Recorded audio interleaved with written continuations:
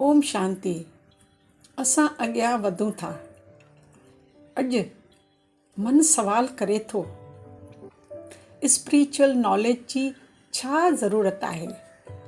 अॼु जी मॉडर्न ज़िंदगी में छा फ़ाइदो आहे? छा ही सभु मसला जो हल थी सघनि था? जेकॾहिं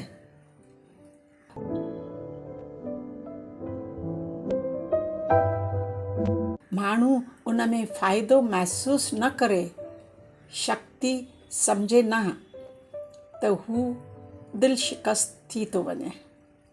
स्पिरिचुअल नॉलेज ज़रूरी आहे। छा लाइ? त हीअ ज़िंदगीअ जा मसला जो हल थी थो सघनि। हिकु मिसाल यादि अचे थो।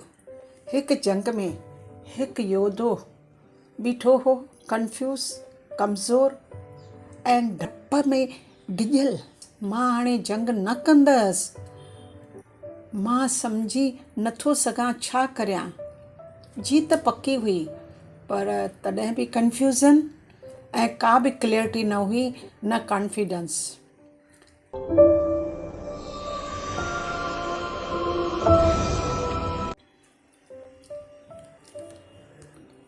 कमी कहिड़ी?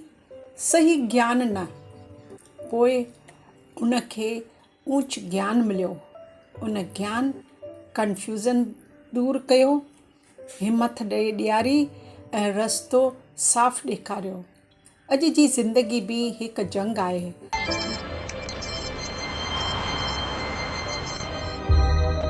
हर रोज़ फ़ैसला, संघर्ष, प्रेशर। कॾहिं अॻियां वधूं, कॾहिं रुकिजी वञूं, उलझननि में, स्ट्रेस में। मन भारी थी वञे थो।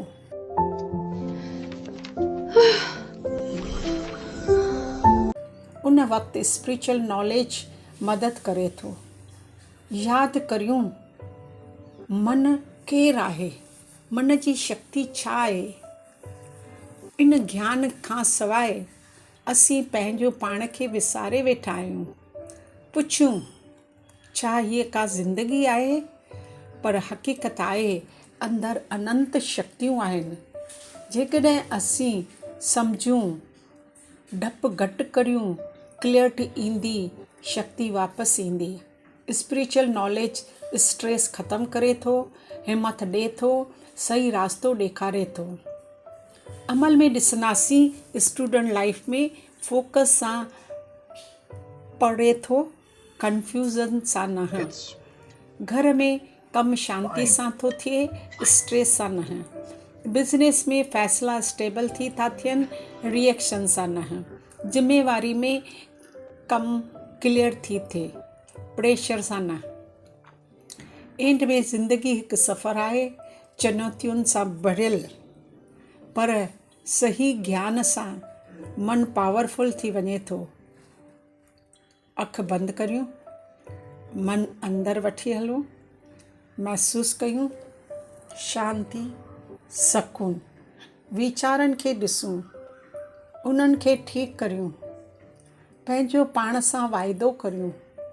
अॼु मां जागृत रहंदसि। ओम शांति शांति शांति।